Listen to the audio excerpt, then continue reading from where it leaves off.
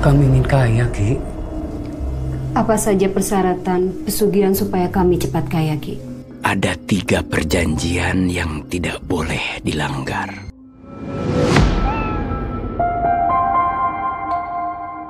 Demi mendapatkan inspirasi untuk cerita novel yang sedang ditulis, Adrian mencari tempat yang bisa membuatnya mendapatkan pengalaman gaib. Adrian memilih untuk mengajak istri dan keluarganya kembali ke kampung halaman sang istri bernama Sofia. Sofia berasal dari keluarga kaya yang mempunyai perkebunan kentang. Sayangnya, kedua orang tua Sofia dinyatakan menghilang semenjak ia masih kecil. Teror mulai terjadi di mana anak dari Adrian dan Sofia satu persatu menghilang. Mereka mencari tahu apa yang sebenarnya terjadi dan terungkap jika orang tua Sofia menjadi kaya karena melakukan pesugihan dan menumbalkan bocil lelaki. Apa yang sebenarnya terjadi dengan keluarga kaya itu? Berikut ceritanya.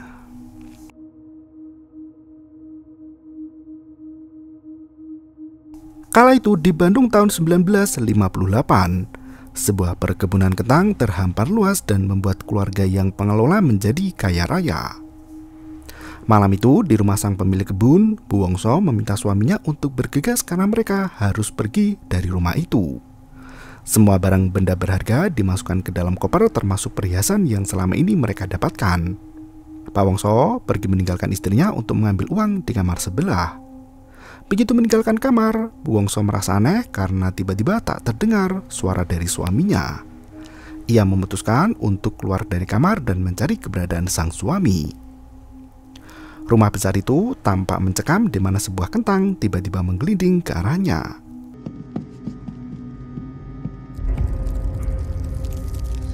Kentang yang busuk dan dipenuhi dengan ulat. Bu Wongso menghadap perlahan menghindari kentang itu.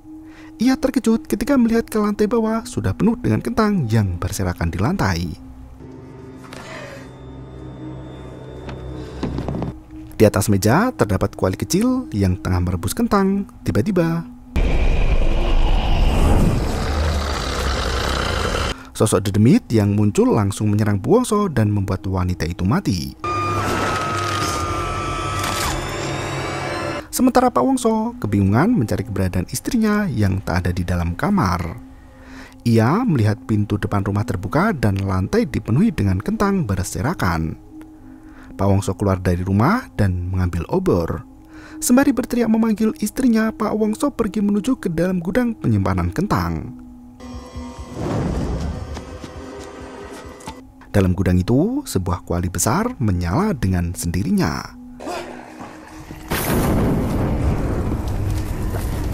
Sosok demit menunggu kuali itu keluar membuat Pak Wongso tak bisa berkutik. Pria itu menjadi santapan lezat dari demit pujaannya. Dan film pun dimulai. 20 tahun kemudian, tepatnya di Jakarta tahun 1983, Adrian ditemani sang istri melakukan bedah buku baru mereka tentang cerita seram bus berhantu. Peserta yang datang mempertanyakan inspirasi Adrian dalam membuat buku apakah dari pengalamannya sendiri atau tidak. Adrian menjelaskan jika itu adalah pengalaman orang lain dan ia sendiri mengaku tak percaya dengan hal-hal gaib. Selesai acara, pihak penerbit memberikan uang royalti untuk Adrian. Editor menjelaskan jika novel milik Adrian penjualannya merosot. Pembaca mengeluhkan karena cerita selalu berlatar di sekitaran Jakarta. Terlebih, cerita dari Adrian adalah hasil dari pengalaman orang lain. Editor meminta Adrian untuk membuat gebrakan baru dan mencari cerita horor dari daerah. Ia juga menginginkan Adrian menceritakan pengalamannya sendiri agar terkesan horornya lebih berasa. Sesampainya di rumah, Sofia mengusulkan beberapa tempat, salah satunya Bali. Adrian merasa jika mereka pergi ke Bali bukan mendapatkan inspirasi, melainkan liburan. Sofia merasa jika Bali juga banyak tempat yang mistis dan anak-anak pasti akan suka. Adrian mengerti keinginan istrinya, namun ia menyarankan untuk mencari tempat yang dekat untuk saat ini. Sebuah kentang menggelinding dan membuat album foto terjatuh. Adrian dan Sofia mengecek apa yang terjadi. Adrian membuka album foto di mana ia menemukan foto Sofia kecil berada di kebun kentang. Ia merasa cocok dengan tempat itu. Adrian mengajak Sofia untuk mencari inspirasi di villa milik keluarga Sofia dengan hamparan perkebunan kentang yang luas. Nah, ini cocok. Wak yang mendengar rencana itu langsung setuju, terlebih anak-anak masih libur sekolah. Apalagi setiap panen kentang mereka selalu mendapat kiriman dari sana. Sofia sedikit ragu, namun ia akhirnya menyetujui ide tersebut. Hari berikutnya mereka pergi ke Bandung dengan menggunakan mobil. Nina mempertanyakan villa yang mereka punya di Bandung. Sofia menjelaskan jika villa itu merupakan peninggalan ayah dan ibunya. Adrian ikut menjelaskan jika ia membutuhkan inspirasi untuk menulis kisah horor yang baru. Nala, anak kedua, meminta ayahnya untuk bertanya pada Bayu jika ingin melihat hantu, karena adiknya itu bisa melihat hal-hal gaib. Bayu tiba-tiba menutup mata setelah melihat penampakan di pinggir jalan. Wak menenangkan cucu-cucunya untuk tidak membahas perihal hantu. Begitu mereka memasuki perkebunan teh, mobil dihadang oleh pria tua bernama Mang Dadang. Mang Dadang menawarkan kerajinan dan juga jimat. Adrian dan Sofia menolak tawaran itu hingga Mang Dadang sedikit memaksa. Buat keselamatan. Jimat.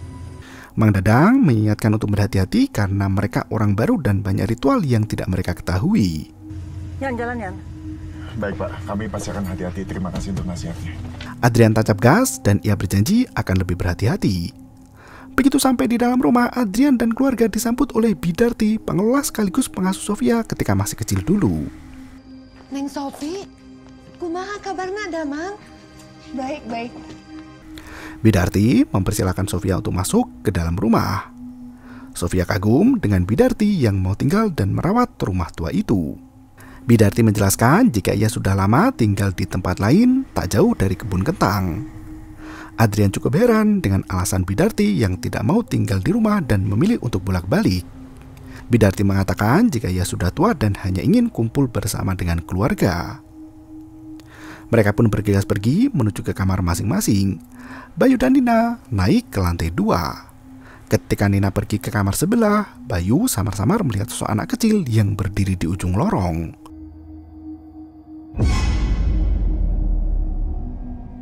Ia berjalan semakin mendekat hingga sebuah kentang menggelinding.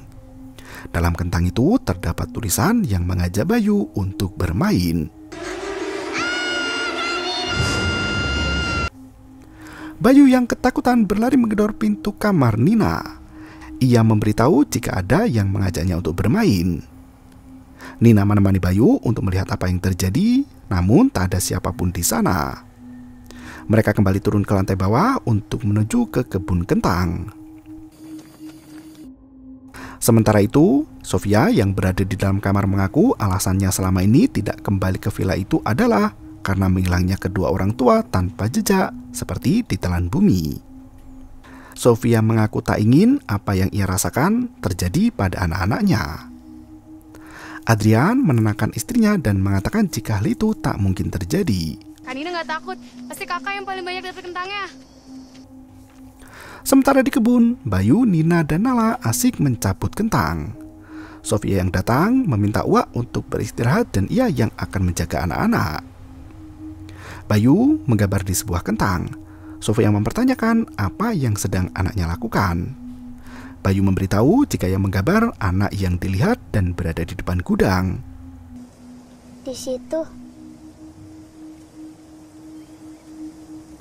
Sofia yang memperhatikan gudang tak melihat ada apapun di sana. Nina kala itu merasa ada yang memanggilnya dari dalam gudang. Penasaran dengan suara tersebut, Nina mendekati gudang di mana Sofia mengejutkannya.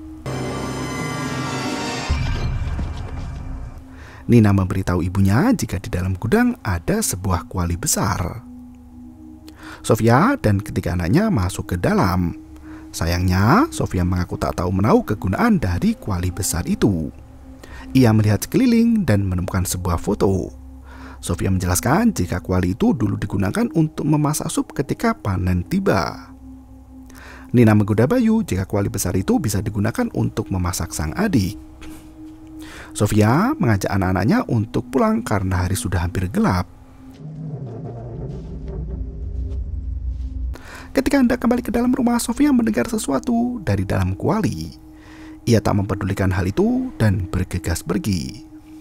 Malam harinya Adrian memulai kisah novelnya. Nala mengajak ayahnya untuk makan malam bersama. Papan ketik bergerak sendiri menuliskan sesuatu. Sofia mendatangi Nina di dalam kamar yang masih bersedih setelah putus dengan sang pacar. Ia memberikan nasihat untuk tidak lama-lama dalam bersedih dan meminta anaknya untuk segera tidur. Tidur ya, udah malam. Pukul 11:30 malam, Nina yang terbangun mendapat ibunya berada di samping ranjangnya. Sosok mirip Sofia mengajak Nina untuk keluar dari kamar. Ayo. Meski merasa aneh, Nina tetap mengikuti kemana ibunya melangkah pergi. Nina keluar dari rumah dan menuju ke area perkebunan. Nina. Nala yang kala itu terbangun melihat Nina pergi menuju ke gudang kentang.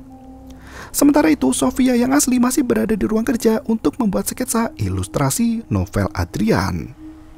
Adrian merasa heran karena ilustrasi yang Sofia gambar mirip seperti keluarga mereka dan tidak seperti apa yang ada di dalam tulisan. Sofia mengaku jika ia benar menggambar seperti apa yang tertulis. Tiba-tiba Nala datang dan mengatakan jika Nina berjalan masuk ke dalam gudang. Nina mengikuti sosok yang mirip seperti ibunya.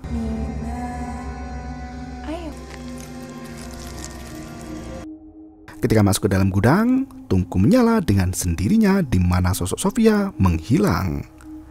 Nina melihat kuali itu sudah mendidih dengan kentang rebus. Sosok anak kecil keluar dari kuali membuat Nina ketakutan hingga terjatuh. Sofia, Adrian, dan Nala berjalan melewati kebun untuk sampai ke dalam gudang. Sosok demit anak kecil menyeret tubuh Nina dan dimasukkan ke dalam kuali. Adrian yang mendengar teriakan anaknya bergegas masuk ke dalam, namun gudang itu kosong, tak ada apapun. Mereka tak menemukan keberadaan dari Nina yang tiba-tiba menghilang. Nala kali itu melihat potongan baju dari Nina dan membuat Sofia semakin histeris. Pagi harinya, Sofia menangisi menghilangnya Nina. Adrian menyarankan Sofia dan anak-anak untuk pulang ke Jakarta terlebih dahulu sementara ia akan mencari bersama dengan polisi. Sofia menolak saran dari suaminya karena ia tak akan pergi sebelum mendapatkan kabar tentang Nina. Adrian pun berjanji akan membawa Nina kembali. Setelah sarapan, Sofia berniat untuk mencari Nina di kampung sebelah. Nala dan Bayu tak mau kalah untuk ikut mencari keberadaan dari kakaknya. Mereka mulai mencari dari pasar. Nala dan Bayu mampir ke sebuah toko mainan. Bayu meminta untuk dibelikan peluit. Sofia menitipkan anak-anak pada Uwa sementara dirinya akan pergi mencari petunjuk keberadaan Nina. Ternyata lapak itu adalah milik Mang Dadang. Akhirnya datang juga ibu ke toko saya. Mang Dadang merasa senang dengan kedatangan Uwa. Ia menjelaskan jika dulu ia adalah orang yang mengantar orang tua Sofia untuk menitipkan anaknya sebelum orang tua Sofia menghilang. Uwa pun teringat dengan Mang Dadang. Mengetahui jika Uwa kini tinggal di rumah kebun kentang, ia memberikan kalung jimat. Menurutnya, jimat itu bisa melindungi gangguan dari penunggu rumah. Dan tanpa jimat itu, Mang Dadang memperingatkan keluarga Sofia akan mati satu persatu. Yang lebih mengerikan lagi, penghuni rumah itu bisa merubah wujud seperti anggota keluarga. Hati-hati. Malam harinya, Sofia menemani Bayu sebelum tidur. Tengah malam, Bayu kembali terbangun di mana ia melihat sosok perempuan yang berdiri di depan pintu kamar. Sosok itu mendekat dan berjalan di dinding kamar, membuat Bayu berteriak ketakutan. Ia mencoba membangunkan Nala, namun kakak perempuannya itu tak mau bangun. Tiba-tiba,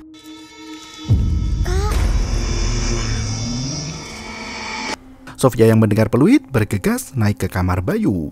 Bocah itu bersembunyi di bawah kolong tempat tidur. Bayu menjelaskan jika Nina muncul dalam wujud mengerikan. Nala yang kesal karena Bayu berisik memilih untuk tidur di kamar Nina. Bayu sempat melarang karena ia takut tidur sendirian. Sofia mengajak Bayu untuk berdoa sebelum kembali tidur. Tak berselang lama setelah Bayu memejamkan mata, ia kembali mendengar suara yang memanggilnya. Ketika dilihat dari jendela, Nina sudah berada di halaman belakang dan meminta Bayu untuk segera turun. Gadis itu memaksa adiknya untuk mengikutinya. Sementara itu, Adrian kembali heran karena gambar sang istri berbeda dengan cerita yang ditulis. Adrian merasa jika gambar anak itu mirip seperti Bayu. Tiba-tiba peluit kembali berbunyi. Adrian dan Sofia masuk ke dalam kamar, namun Bayu sudah tak ada di sana. Mereka kebingungan mencari keberadaan Bayu dan keluar dari rumah. Wak yang tertidur di atas kursi tak sengaja menjatuhkan jimat pemberian Mang Dadang. Seketika Wak langsung mendapat serangan gaib, namun untungnya ia berhasil mengambil jimat dari lantai. Wak merasa jika jimat itu benar-benar berfungsi. Bayu berjalan mengikuti Nina masuk ke dalam gudang. Begitu masuk ke dalam, sosok Nina menghilang. Nina. Bayu menemukan peluit miliknya dan sosok Nina muncul dan menghilang. Bayu berusaha kabur, namun sosok demit bocil itu membuat Bayu pingsan dan menyeretnya masuk ke dalam kuali. Adrian dan Sofia yang masuk tak menemukan Bayu ada di dalam sana. Mereka menyadari jika kini Bayu menghilang sama seperti Nina. Peluit Bayu yang tertinggal membuat Adrian frustasi. Ia menendang rak penyimpanan hingga menyadari ada sesuatu di bawah lantai. Ruangan itu dibuka di mana ada sesajen di ujungnya.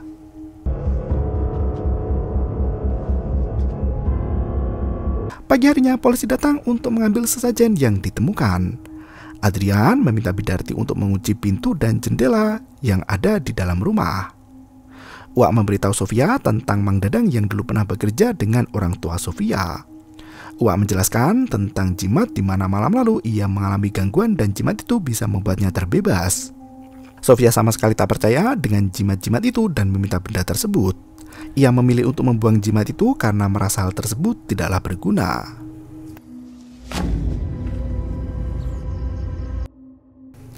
Malamnya Nala terbangun dari tidur. Ia melihat ke jendela di mana lampu gudang menyala.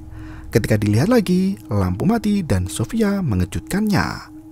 Sofia tak melihat ada apapun di gudang dan mengajak Nala untuk kembali tidur. Tepat jam 12 malam, Sofia terbangun dan mendapati ada kentang yang digambar oleh Bayu. Ia keluar dari kamar dan melihat ada sosok Bayu dan juga Nina. Sayangnya, penampakan itu menghilang seketika.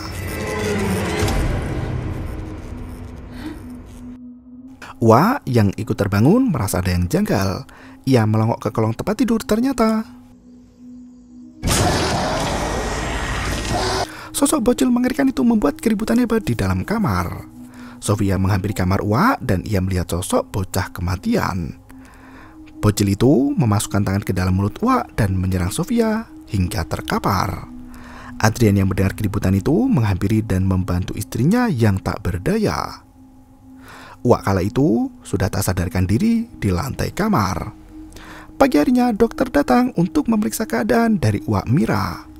Dokter menyarankan agar Wak Mira dibawa ke rumah sakit untuk mengetahui apa penyebab yang terjadi. Sofia memberitahu jika Wak tidak mau dibawa ke rumah sakit. Dokter pamit dan meminta agar Wak bisa segera dibawa pergi. Siang itu juga Adrian mengganti semua kunci dan jendela rumah. Sofia menjelaskan jika ia benar-benar melihat ada sosok anak kecil. Bukan tangan, tapi seluruh badan di mana mata penuh dengan dendam dan kebencian. Adrian kebingungan di mana sang istri menganggap jika anak mereka hilang karena makhluk gaib. Wak bergerak seolah ingin mengatakan sesuatu. Ia memberi isyarat untuk mengambil buku gambar.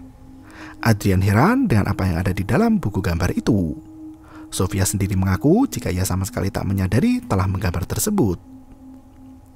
Nala melihat sketsa dirinya sendiri. Ia merasa jika dirinya akan menghilang seperti Bayu dan juga Nina. Malam berikutnya Sofia keluar dari rumah untuk mencari jimat yang telah ia buang sebelumnya. Sosok yang menyerupai Sofia kembali muncul dan mengajak Nala untuk keluar dari kamar tiba-tiba.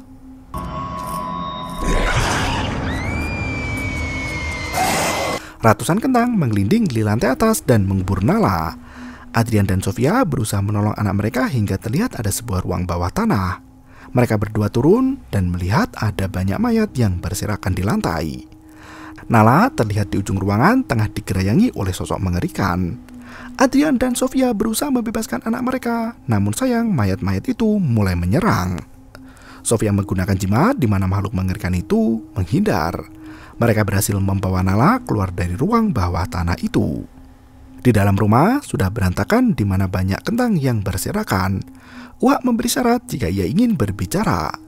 Dengan menggunakan papan Scrabble, Sofia menyusun huruf hingga membentuk kata Dadang. Hari berikutnya Adrian dan Sofia mendatangi Mang Dadang. Mang Dadang terkejut mengetahui Uak Mira mengalami stroke. Sofia mempertanyakan Mang Dadang yang dulu bekerja dengan ayahnya apa yang terjadi dengan kedua orang tuanya yang hilang. Dadang menjelaskan jika orang tua Sofia bukan hilang, melainkan jadi tumbal akibat dari pesugihan yang dilakukan. Sofia yang mendengar itu tak percaya dengan perkataan Dadang jika kekayaan dari sang ayah akibat dari berbuat kesyirikan dengan jalan pesugihan. Dadang menceritakan jika dulu orang tua Sofia hidup kesusahan karena sering gagal panen kentang. Untuk makan sehari-hari mereka mengkonsumsi kentang yang hampir busuk. Karena ingin segera keluar dari kemiskinan, orang tua Sofia memilih jalur pesugihan. Mereka mendatangi dukun, di mana dukun memberikan 3 syarat. Pertama, mereka harus menyembah setan itu. Yang kedua, mereka harus menerima makhluk itu berada di dalam rumahnya. Dan yang ketiga, mereka harus mempersembahkan tumbal. Salah seorang warga kampung rela memberikan anaknya asal dibayar dengan harga mahal. Orang kampung itu rela menumbalkan anaknya karena cacat dan malu jika harus menjaganya. Bocil itu dimasukkan ke dalam kuali besar di mana selanjutnya harus dimakan agar mereka bisa menyatu dengan setan. Semenjak saat itu, kekayaan dari orang tua Sofia langsung bertambah pesat. Lama-kelamaan, demit pesugihan itu menginginkan tumbal manusia. Takut Sofia menjadi korban, Sofia dititipkan pada Uak Mira. Demit pesugihan langsung marah besar dan tetap meminta tumbal. Orang tua Sofia yang ketakutan berusaha untuk menghentikan pesugihan. Sayangnya perjanjian tak bisa dibatalkan dan akhirnya orang tua Sofia menjadi tumbal dari pesugihan itu sendiri. Mendengar hal itu, Sofia merasa sangat sedih. Adrian merasa heran di mana ia mempertanyakan jika setan pesugihan itu kembali ke neraka, kenapa mereka masih mendapatkan teror. Dadang menjelaskan jika apa yang mengganggu mereka di rumah adalah arwah dari tumbal anak kecil yang gentayangan hingga saat ini. Jimat yang ia berikan bisa memberikan perlindungan karena terbuat dari darah anak tersebut. Sofia mempertanyakan apa yang harus mereka lakukan agar bisa menyelamatkan anak-anak. Dadang mempunyai cara di mana Sofia dan Adrian harus melakukan ritual langsung dan bertemu dengan arwah tumbal anak kecil guna menanyakan apa yang sebenarnya diinginkan. Adrian kebingungan bagaimana cara melakukan hal tersebut.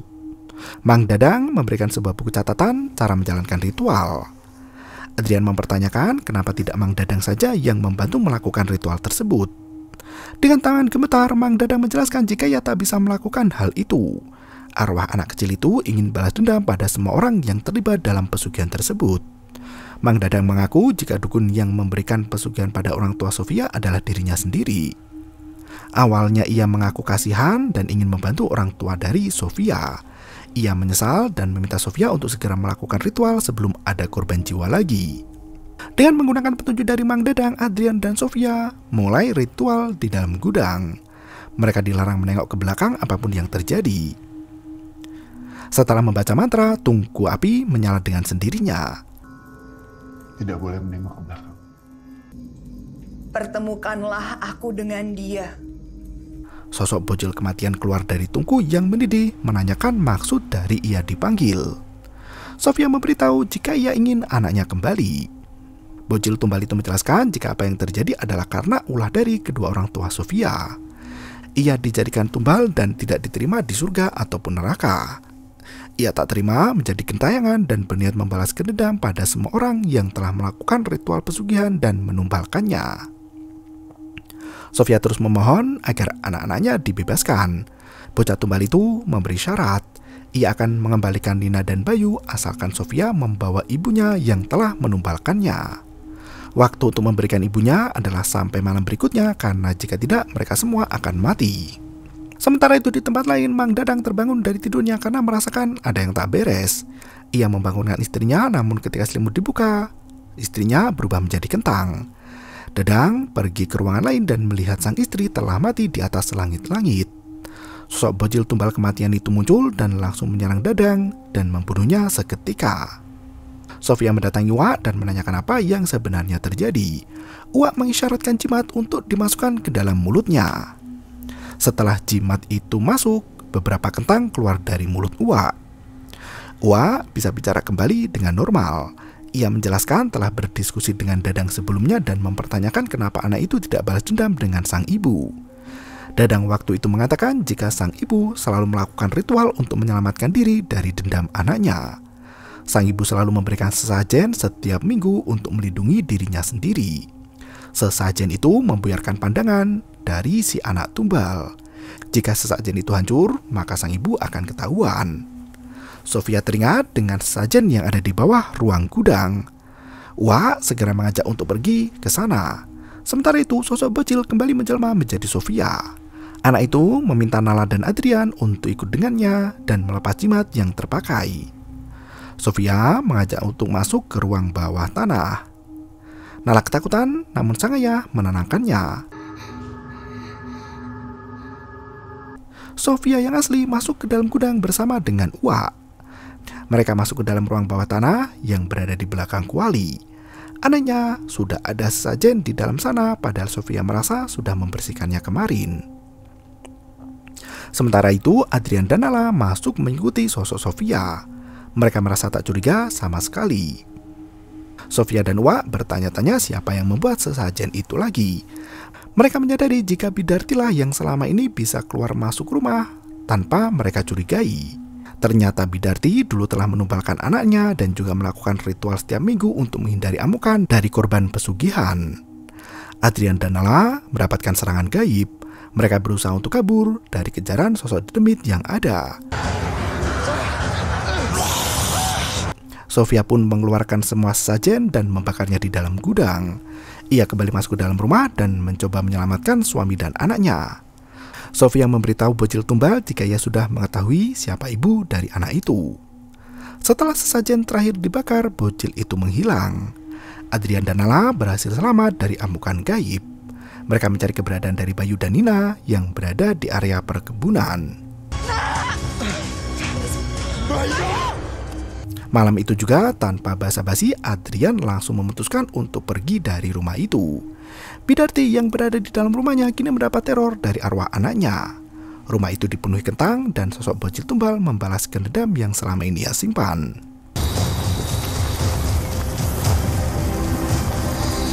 Pagi harinya muncul kuali besar di tengah kampung. Mereka membuka kuali itu yang berisi kentang rebus. Warga makan bersama dengan kentang itu yang terdapat daging dari Bidarti di dalamnya.